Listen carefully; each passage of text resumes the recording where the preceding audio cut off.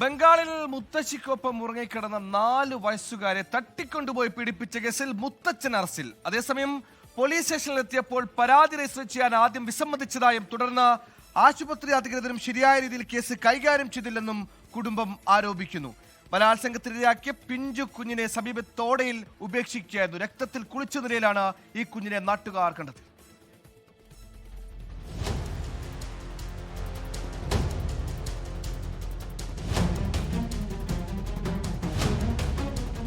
ഹൂഗ്ലി ജില്ലയിലെ താരകേശ്വർ റെയിൽവേ സ്റ്റേഷന് സമീപം ശനിയാഴ്ച പുലർച്ചെയാണ് സംഭവം.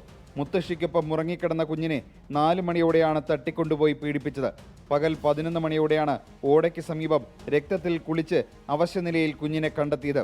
ഉടൻ തന്നെ താരകേശ്വർ ആശുപത്രിയിൽ എത്തിച്ചെങ്കിലും പ്രാഥമിക ചികിത്സ നൽകിയ ശേഷം ഡോക്ടർമാർ കുട്ടിയെ വിദഗ്ധ ചികിത്സയ്ക്കായി മറ്റൊരു ആശുപത്രിയിലേക്ക് റഫർ ചെയ്യുകയായിരുന്നു. കൊതുക് വലയ്ക്ക് അകത്ത് ഉറങ്ങിക്കിടന്നിരുന്ന കുഞ്ഞിനെ കാണാതായപ്പോൾ തന്നെ കുടുംബം പോലീസ് സ്റ്റേഷനിലെത്തി പരാതി നൽകിയിരുന്നു.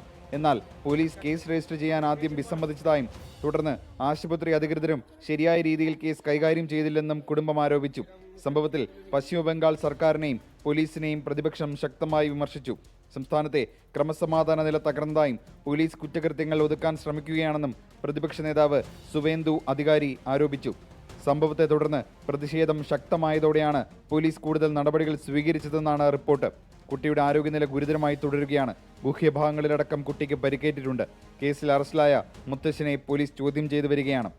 ফরেনসিক টিম যে আছে ফরেনসিক টিমকে আমরা সঙ্গে সঙ্গে আমরা অ্যাক্টিভেশন করেছিলাম এবং আজকে ইভেন আপনার টিওতে যে প্লেস অফ অফেন্স সেখানে ফরেনসিক টিমটা এসেছিল এবং পুরো স্যাম্পলস যা যা কালেক্ট করার সব স্যাম্পলস কালেক্ট করা হয়েছে.